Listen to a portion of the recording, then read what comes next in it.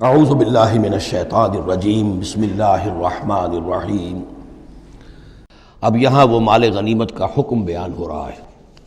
وَاعْلَمُوا جان لو انما غنمتم من شیء، جو بھی غنیمت تمہیں حاصل ہوئی ہے، فَأَنَّ لِلَّهِ خُمُسَهُ، تو اس کا خمس پانچواں حصہ تو اللہ کے لیے ہے، وَلِلرَّسُولِ اور رسول کے لیے ہے، وَلِذِي الْقُرْبَى اور رسول کے قرابت داروں کے لیے ہے۔ یہ بات سمجھ لیجئے یہاں اچھی طرح کہ در حقیقت حضور صلی اللہ علیہ وسلم کا جو معاش کا معاملہ تھا، جب تک آپ مکے میں تھے، حضرت خدیجہ الکبریٰ رضی اللہ تعالی عنہ کی دولت جو ہے اس سے آپ کا کام چل رہا تھا، جو بھی بچا کچا ان کا سرمایہ تھا۔ مدینے میں آ کر ظاہر بات ہے کہ اب آپ کے پاس اپنا کوئی ذریعہ معاش نہیں تھا، نہ آپ کوئی تجارت کرتے تھے، تو اب آپ کے اخراجات اور پھر یہ کہ آپ کے بھی قرابت دار ہیں، آپ کی ازواج مطہرات ہیں، ان کے اخراجات کہاں سے آئیں گے؟ تو مال غنیمت میں سے خمس جو ہے وہ اس کام کے لیے رکھ لیا گیا، گویا وہ بیت المال کا حصہ ہوگا، اور بیت المال ہی کفالت کرے گا حضور کی بھی اور حضور کے قرابت داروں کی بھی۔ اس کے علاوہ اس بیت المال میں یتامى والمساکین وابن السبیل، اس میں حصہ ہوگا یتیموں کے لیے بھی اور مساکین اور محتاجوں کے لیے بھی اور مسافروں کے لیے بھی۔ یہ گویا کہ پانچواں حصہ مال غنیمت کا تو ہو گیا، سرکار سمجھ لیجیے سرکاری ہو گیا، لیکن اس سرکار میں سب سے بڑا خرچ جو ہے وہ در حقیقت محمد رسول اللہ صلی اللہ علیہ وسلم کے ذاتی، آپ کے اخراجات، آپ کے ازواج مطہرات کا نفقہ، آپ کے قرابت داروں کا ذوی القربیٰ، جس میں آپ کو بھی تو ظاہر بات ہے کہ کچھ نہ کچھ صلہ رحمی آپ فرماتے تھے، تو اس کے لیے، اور یہ کہ یتیموں اور مساکین کے لیے وابن السبیل۔ ان کنتم آمنتم باللہ، اگر تم ایمان رکھتے ہو اللہ پر، وما انزلنا علی عبدنا، اور اس شے پر جو ہم نے نازل کی اپنے بندے پر، یوم الفرقان، فیصلے کے دن، یعنی جو شے نازل کی وہ ہے غیبی امداد، نصرت غیبی، جو فرشتے آئے۔ ظاہر بات ہے کہ وہ ایک انسین جو ہے غیب کا معاملہ ہے، فرشتوں کو دیکھا تو کسی نے نہیں، تو جیسے وحی آتی تھی حضرت جبرائیل لے کر آتے تھے تو اس پر ایمان رکھتے ہو کہ یہ قرآن جو ہے اللہ کی طرف سے ہے، ایسے ہی تمہیں یقین ہونا چاہیے کہ اللہ تعالیٰ نے اپنا وہ وعدہ پورا فرمایا اور اللہ تعالیٰ نے فرشتے بھیجے۔ تو اگر تمہیں وہ یقین ہے تو پھر تم اس حکم کو پورے طور پر یوں سمجھیے کہ دلی طور پر اس کو قبول کرو، خوش دلی کے ساتھ پوری طریقے سے، کہ خمس جو ہے وہ تو اللہ اور اس کے رسول کا، بیت المال کا۔ بقیہ کے بارے میں حضور نے فرما دیا کہ 4/5 جو ہے یہ اب تقسیم ہو جائے گا مجاہدین کے درمیان۔ اس میں اس سے کوئی بحث نہیں ہے کہ کس نے کتنا جمع کیا، سارا مال ایک جگہ جمع ہوگا اور پھر اس کے حصے لگیں گے، چاہے کوئی پہرے پر تھا، جنگ کی نوبت ہی نہیں آئی، چاہے یہ کہ کوئی باقاعدہ جنگ میں کسی نے حصہ لیا، چاہے کسی نے مال غنیمت جمع کیا، چاہے نہیں کیا، جو بھی جنگ میں ہے ان کو برابر کا حصہ ملے گا۔ اس میں یہ ہے کہ جو سواریوں والے تھے انہیں دوہرا، اور جو پیدل تھے انہیں اکیرا،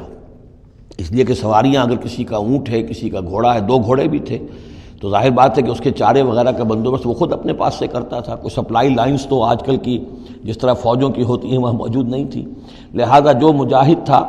کہ جو سوار تھا گھوڑے پر یا اونٹ پر، جس کا اپنا گھوڑا تھا، اپنا اونٹ تھا، اس کو دوہرا حصہ، اور جو عام پیادہ جو مجاہد تھا اس کو اکیرا۔ وَاعْلَمُوا أَنَّمَا غَنِمْتُم مِّن شَيْءٍ فَأَنَّ لِلَّهِ خُمُسَهُ وَلِلرَّسُولِ وَلِذِي الْقُرْبَى وَالْيَتَامَى وَالْمَسَاكِينِ وَابْنِ السَّبِيلِ إِن كُنتُمْ آمَنتُم بِاللَّهِ وَمَا أَنزَلْنَا عَلَىٰ عَبْدِنَا يَوْمَ الْفُرْقَانِ يَوْمَ الْتَقَى الْجَمْعَانِ، اس فرقان والے دن، فیصلے کے دن، جس دن کی 2 فوجیں بھڑ گئی تھیں۔ وَاللَّهُ عَلَىٰ كُلِّ شَيْءٍ قَدِيرٌ، اور اللہ تعالیٰ ہر چیز پر قادر ہے۔ إِذْ أَنتُم بِالْعُدْوَةِ الدُّنْيَا وَهُمْ بِالْعُدْوَةِ الْقُصْوَىٰ، اصل میں یہ جو وادی ہے جس میں بدر واقع ہوا ہے، یہ ایک گھاٹی سی ہے جو دونوں کناروں کے اوپر تو بہت تنگ ہے، لیکن درمیان میں بہت کھل کر میدان بن جاتا ہے۔ اس کا ایک سرا جو ہے وہ شمال کی طرف نکل جاتا ہے اور وہ جا رہا ہے شام کی طرف، ایک سرا جنوب کی طرف ہے اور وہ جاتا ہے مکے کی طرف، ایک مشرق کی طرف آتا ہے کہ جو مدینے کی طرف آ رہا ہے،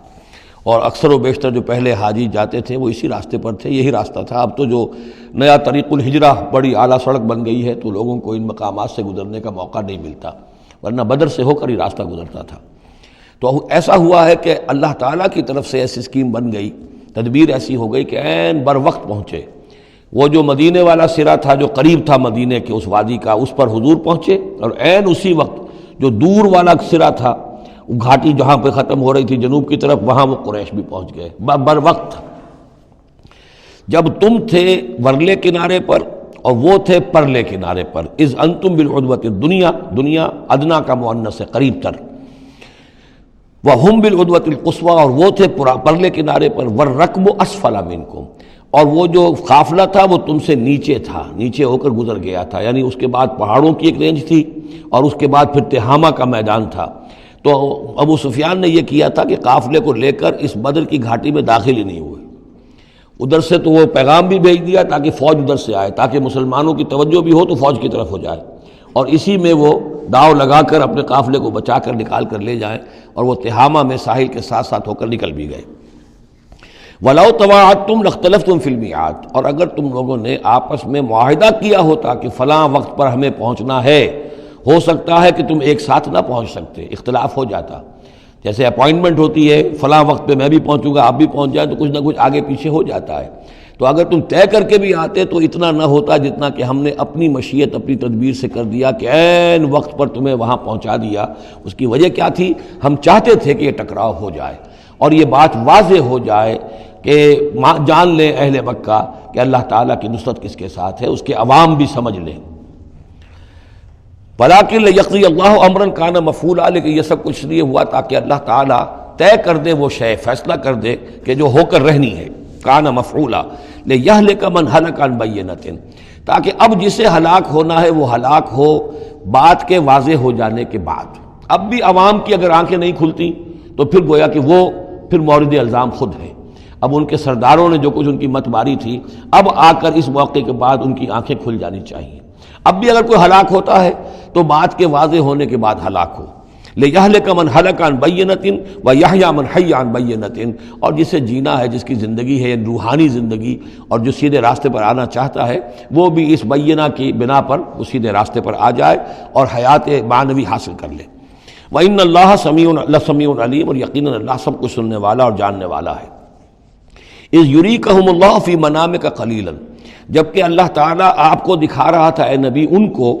آپ کی نیند میں کم۔ حضور نے خواب میں دیکھا کہ کوئی بڑی طاقت نہیں ہے، بڑی تھوڑی سی جمعیت ہے قریش کی جو آئی ہے، حالانکہ 1000 کا لشکر تھا۔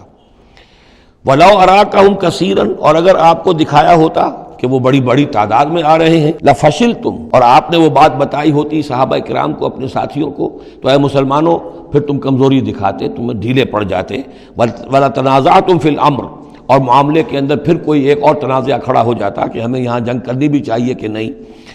وَلَٰكِنَّ اللَّهَ سَلَّمَ، لیکن اللہ تعالیٰ نے سلامتی پیدا فرما دی۔ إِنَّهُ عَلِيمٌ بِذَاتِ الصُّدُورِ، یقیناً وہ جو کچھ سینوں کے اندر ہے اس سے واقف ہے۔ اس کی توجیہ یہ کی ہے مفسرین نے کہ اگرچہ نبی کا خواب جھوٹا نہیں ہو سکتا، یہ نہیں تھا کہ حضور کو جو خواب دکھایا گیا وہ غلط تھا، اصل میں ان کی جو معنوی حقیقت تھی وہ دکھا دی گئی۔ ایک ہے کسی شے کے اندر جو کمیت ہے، کوانٹیٹیو ایلیمنٹ ہے اس کا، ایک ہے جو اس کی کیفیت ہے، جو اس کے اندر اصل حقیقت ہے۔ تو یہ بات جو ہے اچھی طرح سمجھ لینے کی ہے کہ مکے سے جو اصل نفری آئی تھی وہ تو ان عوام الناس کی تھی کہ جن کو بارے میں جن کو معلوم تھا کہ محمد ہمارے بہترین آدمی ہیں صلی اللہ علیہ وسلم، اور جو ان کے ساتھی ہیں وہ ہمارے گلے سرسبد ہیں، ہمارے خاندان کے قریش کے بہترین لوگ ہیں، اور پھر یہ کہ انہوں نے کوئی جرم نہیں کیا ہے، کوئی ظلم نہیں کیا ہے، وہ صرف ایک خدا واحد کا کے ماننے والے اور جو ہے وہ نیکیوں کا حکم دینے والے ہیں۔ تو جو ان کے ہاں جو بھی جس کو ہم کہتے ہیں سائلنٹ میجورٹی عوام الناس، ان کے دل اپنے لیڈروں کے ساتھ نہیں تھے۔ آ تو گئے تھے، وہ ظاہر ان کا جبر تھا، ان کا فیصلہ تھا، لیڈروں کا حکم تھا، آ گئے تھے، لیکن مارے باندھے کو آئے ہوئے تھے۔